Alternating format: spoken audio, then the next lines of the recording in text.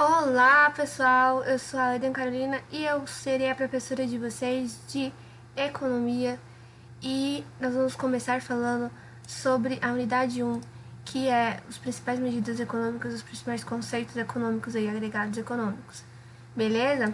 Então vamos lá. Vamos começar falando do setor, né, da macroeconomia.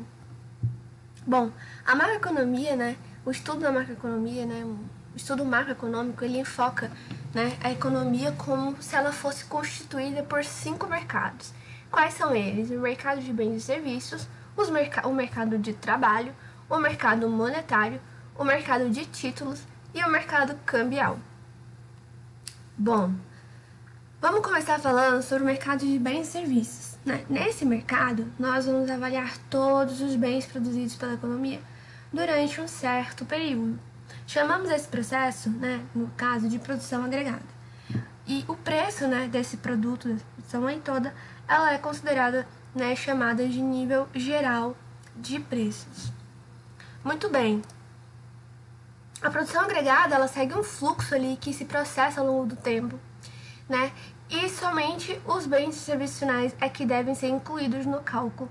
E dessa produção agregada, a gente tem o produto agregado, que é a soma de todos os bens e serviços finais produzidos na economia num determinado período de tempo. Esse produto agregado, ele é medido em unidades monetárias, né? Mas então, como que a gente calcula isso daí? Pela ótica da produção, né? A gente tem o seguinte, que o PIB, né, o Produto Interno Bruto, produto agregado, ele é o valor de bens e serviços produzidos, né, em uma economia durante um determinado tempo, e ele consiste matematicamente no somatório, né, da multiplicação aí do preço médio dos produtos pelo bem ou serviço, né, de todos os setores. Beleza? Então aqui a gente tem, olha, PIB igual a somatório de P vezes Q, e a gente tem um índicezinho que é o I. Esse índicezinho, ele simboliza os diferentes bens e serviços finais, né? E a multiplicação do P e do Q é o valor da produção de um setor. Então, o somatório de esses vários setores, ele vai me dar, né, o PIB, que é o Produto Interno Bruto. Beleza, o PIB pela ótica da produção pelo valor adicionado. O que é isso? Bom, o método do produto pelo valor adicionado, ele contabiliza, né, o valor do produto em cada etapa produtiva.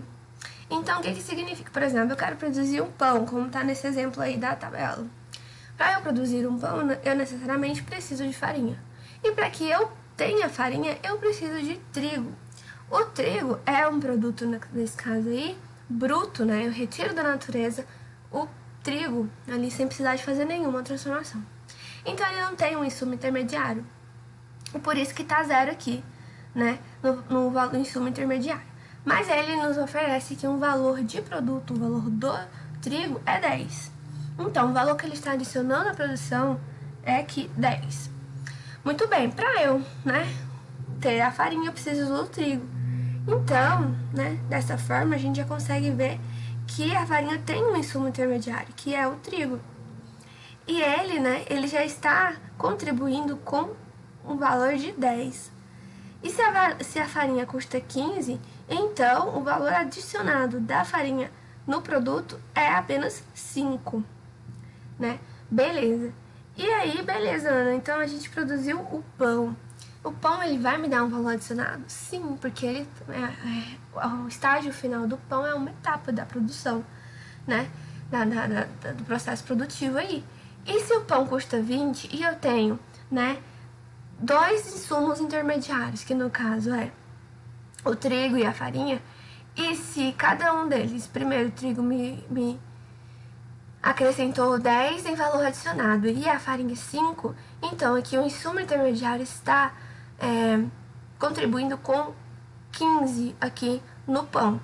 E se o pão custa 20, se o insumo intermediário é 15, então o valor adicionado do pão é 5. Aí, por aí é que a gente consegue, então, obter o produto interno bruto, que vai ser o que? A soma dos valores adicionados. PIB pela ótica da renda. Bom, o PIB é a soma da renda agregada. A gente vai falar um pouco mais sobre essa renda agregada mais pra frente. Mas o PIB, né, pela lógica da renda, é a soma da renda agregada na economia em um determinado período. Então, o PIB ele vai ser aqui em renda pessoal disponível, mais renda disponível bruta das empresas, mais renda líquida do governo, mais renda líquida enviada do exterior. E aqui eu abri um pouco mais. Quem é essa renda pessoal disponível? É os salários, juros, né, pagos pelos dividendos, aluguéis, pagos aos indivíduos, lucros distribuídos aos indivíduos, transferências do governo, impostos, menos impostos diretos. O que é, como a gente define as transferências do governo que a gente usa para calcular a renda pessoal disponível? Bom, as transferências do governo são o quê? São as aposentadorias, as pensões, o seguro-desemprego, o juro da dívida, né, pública, interna e etc. E vários outros artifícios que o governo utilizava, criar para transferir dinheiro. E os impostos indiretos, ele é igual a todos os impostos que incidem sobre a renda e o patrimônio. Então, quem a gente pode falar que esses impostos aí, por exemplo, IPTU, né, o imposto sobre renda.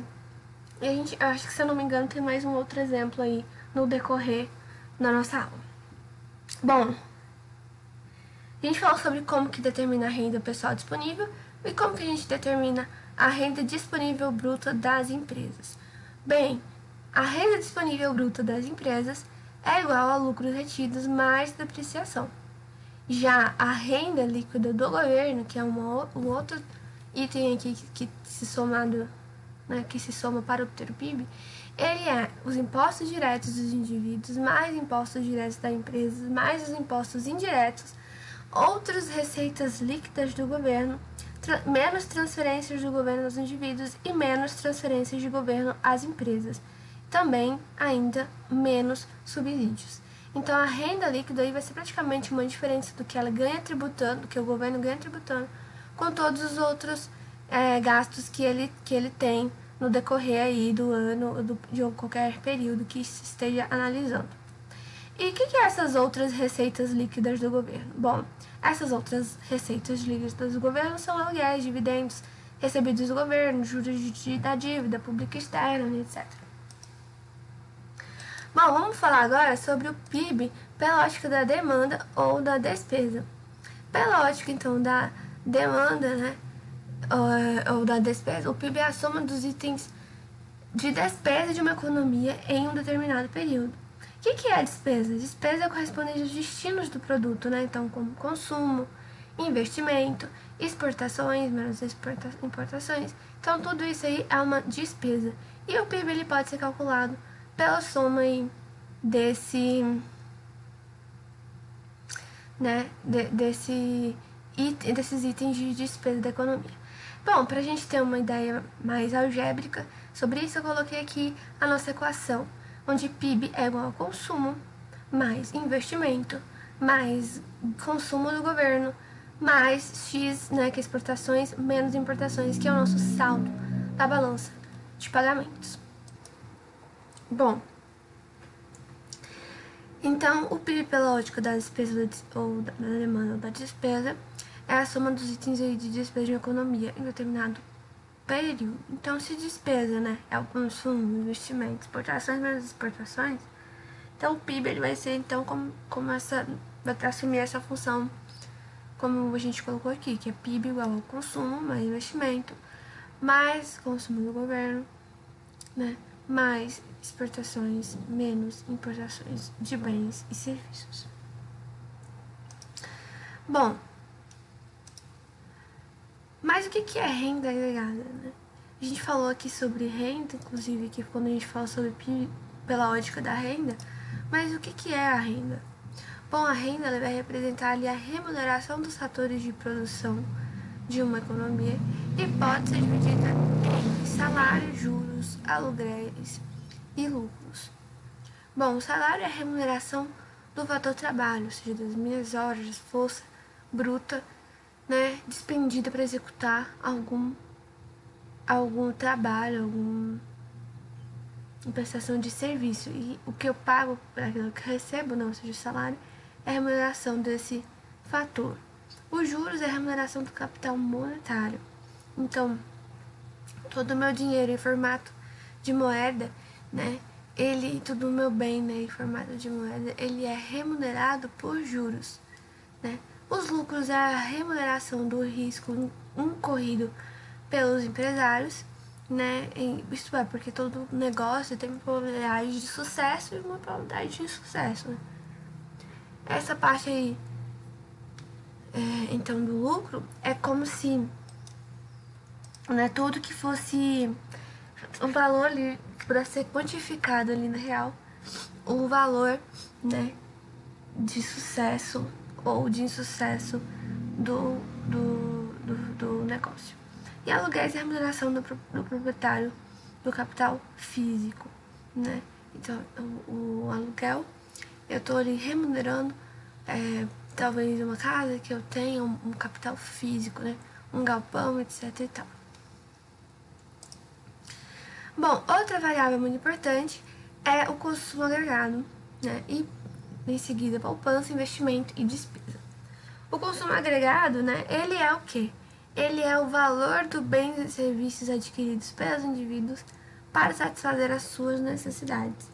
Então, aqui a gente também falou várias vezes sobre consumo, né? Principalmente quando a gente fala sobre o PIB pela ótica da demanda ou despesa, que nesse caso aqui, PIB é igual a consumo pessoal das famílias, mais investimento, mais gasto, mais importações, menos exportações, menos importação.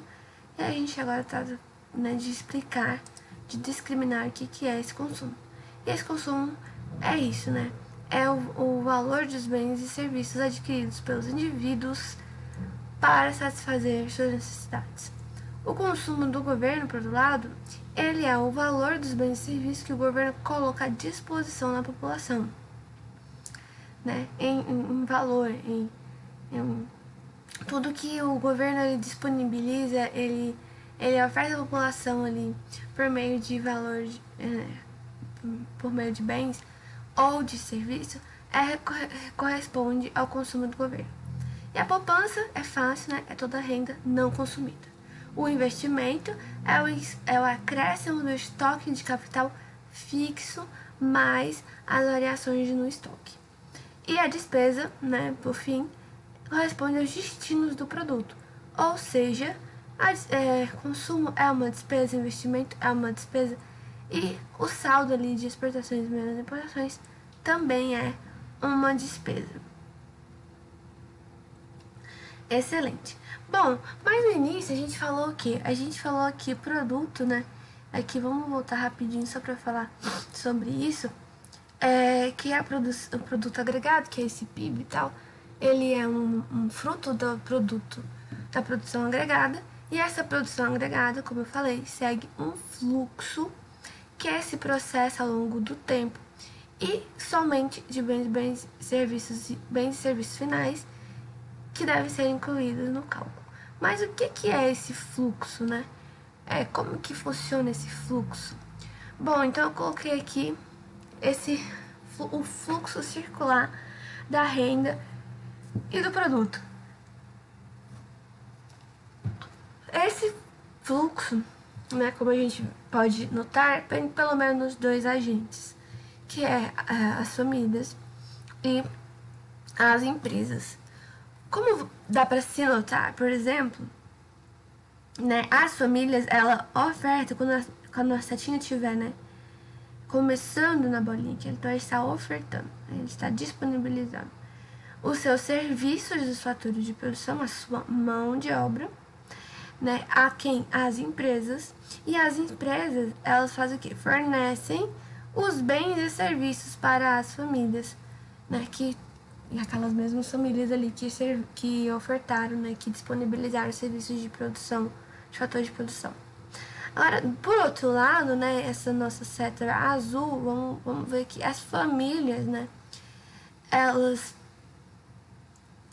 recebem das empresas uma renda agregada, ou seja, a remuneração dos fatores de produção. Então, salários, lucros, juros e aluguéis. Então, se eu oferto, né, às empresas, os serviços de fatores de produção, as empresas vão me dar por essa oferta que eu fiz, né, uma renda, né, um salário.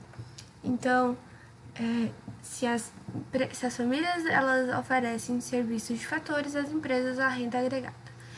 E por outro lado aqui, né, se as empresas elas fornecem os bens e serviços, né, que é o resultado da produção em conjunta, né, de todos os indivíduos, né, ele recebe da família, no caso, né, a despesa agregada, que é igual ao consumo, ou seja, as famílias vão pagar, né, para adquirir esse bem e serviço que está sendo disponibilizado para ela, né, e esse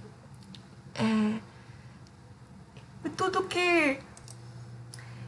que ela, né, vai adquirir das empresas vai em troca, né, ou não em troca, mas vai representar, no caso, um consumo, ou seja, né, a despesa agregada.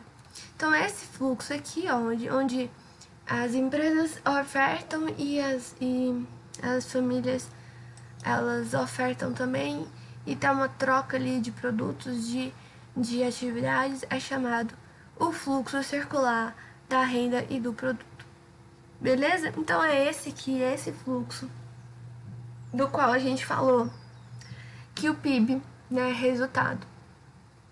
Ou seja, que onde o PIB ele é o produto interno bruto gerado e como ele é distribuído, né?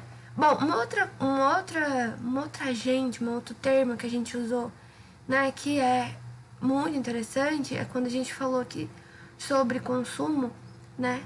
Deixa eu só voltar aqui, quando a gente falou sobre consumo, né? E até por aqui, pelo PIB, pela lógica da renda, né? Onde a gente falou aqui, renda líquida do governo, né? O governo, então, ele é um agente importante, relevante aqui dentro dessa teoria, né? E dos principais conceitos macroeconômicos. Bom, o governo, ele é entendido ali como um agente responsável pelas funções típicas do Estado. Então, quais são essas funções típicas do Estado? É a administração direta, o judiciário, o legislativo e a provisão de segurança nacional. Em resumo, o governo tem a função de prover os chamados bens públicos com os recursos que provêm da arrecadação de impostos. Bom, e os impostos são o que? Os impostos podem ser caracterizados como impostos diretos e impostos indiretos. Os diretos eles vão incidir diretamente sobre a renda, aquela renda gerada na utilização dos fatores de produção, né? Então ele pode ser, por exemplo, o imposto de renda, o IPTU, o imposto territorial rural. Já os impostos indiretos, eles incidem sobre as vendas dos bens e serviços. Então, por exemplo, o ICMS e o IPI. Então, esses impostos aqui é pelas transações, né, pelas vendas de bens e serviços que aconteceram. Então, tem uma taxinha aqui que essa é um dos impostos possíveis. Beleza? Ótimo! Então, acho que a gente falou sobre os principais conceitos do mercado de bens e serviços. Mas, como a gente mencionou no inicinho, tem outros mercados que compõem, né, o estudo macroeconômico. E a macroeconomia, né, como um todo. Né, e que é, por exemplo, né, e a gente vai falar sobre isso agora, o mercado de trabalho. O mercado de trabalho, ele também representa uma agregação de todos os tipos de trabalhos existentes na economia. Então, quando a gente está falando do mercado de trabalho, a gente está falando de todos os trabalhos, de todas as funções. E nesse mercado, né, vai ser determinado o quê? Uma taxa salarial e o nível de emprego. Então, se no mercado de bens e serviços o foco é o produto gerado, né, o produto agregado gerado pela produção agregada, né, que então onde a gente determina o produto, né, e no caso o produto interno bruto e a quantidade ali, média de produto da economia, por exemplo, no mercado de trabalho a gente determina essa taxa de salarial e o nível de emprego da economia. Bom, a gente já comentou sobre salário, né, que é uma renda e que é a remuneração ali dos fatores, né, da força de trabalho do trabalhador. E o nível de emprego, ele é determinado como, né? O nível de emprego, ele é determinado pela quantidade de pessoas que estão empregadas na economia. Então não tem muito mistério. Já o mercado monetário, assim, falando bem rapidamente dele, ele é um mercado onde as trocas são efetuadas, utilizando sempre um elemento em comum, a moeda. A moeda, de alguma forma, por sua vez, determina os preços e as quantidades produzidas, né? Então, no mercado monetário, são determinadas as taxas de juros e a quantidade de moeda necessária para efetuar as transações econômicas. Então, diferentemente do mercado de trabalho, onde a gente determina a taxa salarial e o nível de emprego, no mercado monetário, o que é determinado é a taxa de juros. Por quê?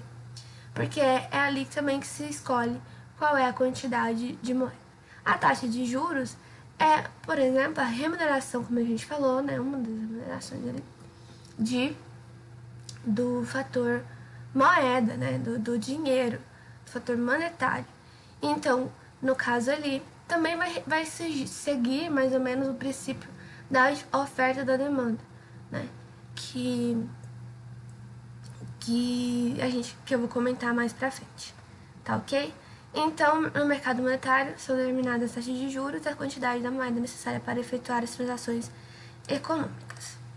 E o que é o mercado de títulos, né? Como é esse mercado de títulos? O mercado de títulos, ele vai determinar o preço e a quantidade dos títulos. Né? Títulos são o quê? Por exemplo, títulos são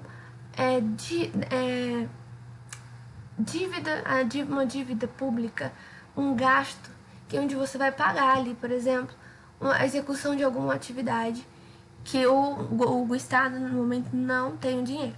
Então, ele oferta títulos de dívida pública e o cidadão vai lá e vai adquirir esses títulos, né? Então, pagar ali uma parte da dívida do governo que foi criada e foi gerada no fornecimento de um bem ou serviço para a população. E, posteriormente, quando você vai ali recuperar o valor daquele título, ou seja, você vai vender aquele título, você consegue, né, obter, além do valor que você pagou, né, para adquirir aquele título, a taxa de juros correspondente. Então, como a taxa de juros, né, ela é determinada tanto no mercado monetário, como a gente acabou de falar, quanto no mercado de título, é bastante comum, né, analisar ambos em conjunto, como, na verdade, o mercado financeiro. Então, se nós incluirmos, né, o mercado monetário e o mercado de títulos como um só, já que ambos eles acabam determinando uma taxa de juros, né, e a quantidade de moeda ou de título a ser ofertado, então, juntos, esses dois mercados formam o mercado financeiro. Bom, beleza. E por fim aqui, mas não menos importante, o mercado de câmbio. Né? O câmbio ele permite calcular a relação de troca, ou seja, o preço relativo entre diferentes moedas. Bom, e como é que a taxa de câmbio ela afeta a economia? A taxa de câmbio ela afeta a economia porque ela impacta na importação e exportação, assim como nos custos de produção e serviços que dependam dessa prática. É muito interessante nós analisarmos isso, porque o câmbio, ele não tá só, né, ele não é um agregado, né, um conceito que só afeta o seu próprio mercado. Não. A taxa de câmbio, ela influi em todos os outros mercados, assim como também a taxa de juros, assim também como, né, o nível de emprego, né, da economia e por exemplo, E, por exemplo, os impostos, né, também afetam, né, todos os outros setores e mercados, né, macroeconômicos. Então, é importante a gente discutir isso, porque cada mercado, apesar de suas características próprias, interfere, né, os resultados ali, né, as variáveis que foram determinadas em cada mercado, elas vão interferir sim nos outros mercados. Bom, pessoal, por hoje, falando sobre a introdução aí da parte macroeconômica, é só. Mas voltaremos falando, né, sobre outros conceitos importantes e desdobramentos desses mercados na próxima aula. Valeu, até mais!